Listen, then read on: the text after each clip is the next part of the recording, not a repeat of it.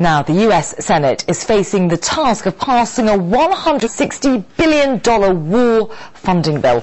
The leader of the Senate says the bill is expensive and unpaid for, and it faces a difficult passage. Well, it's part of a long-running debate about the amount of money spent on American wars in Afghanistan and Iraq. Well, with us now is Adam Kokesh from the group Iraq Veterans Against the War. He joins us live. Mr. Kokesh, thank you so much for joining us. Now, an emergency war spending bill is about to face the Senate. How much does the US really need to spend on its conflicts?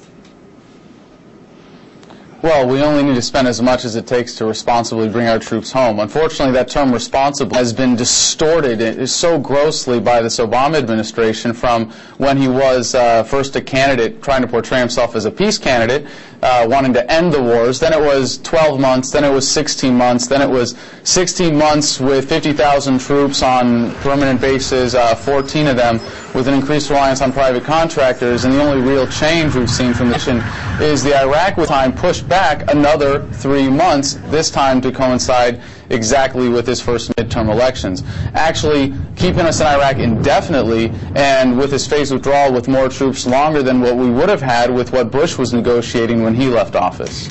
Well, how different would you say than Mr. Kokesh is Obama's plans to Bush's war spending? The Bush administration was traditionally considered a hawkish administration.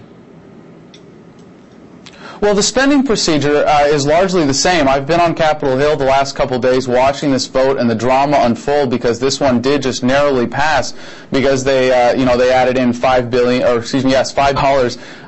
for the IMF, National Monetary Fund, a bailout for European banks. But there is a big difference between the Obama administration's foreign policy and the Bush's, and primarily there's the difference in the rhetoric, and there's a lot of window dressing changes. But in terms of the substance, the actual foreign policy that Obama is engaged in now is actually a lot more aggressive. Seeing the way he's escalated in Pakistan, now the Afghanistan conflict is now the AfPak conflict, and that he's got a surge in Afghanistan that is happening to the tune of about 30,000 troops now, escalating there. It's very, very disappointing to see that he is the opposite of what most people saw him as when he was running.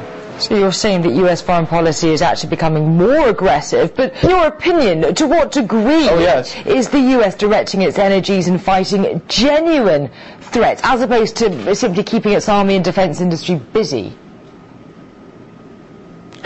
Well, I think your answer to that question is in the question itself. And I think since Eisenhower warned us in his farewell presidency to say that the military-industrial complex could wield an unnecessary power, a very corrupting power, he originally called it the military-industrial Congressional complex. And it was his staff that convinced him to take out the Congressional part.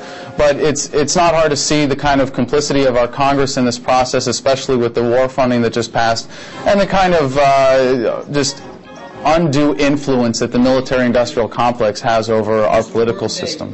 But, Mr. Kokesh, just briefly, if you will, so what is the answer then? To simply fight less wars as opposed to fighting them differently?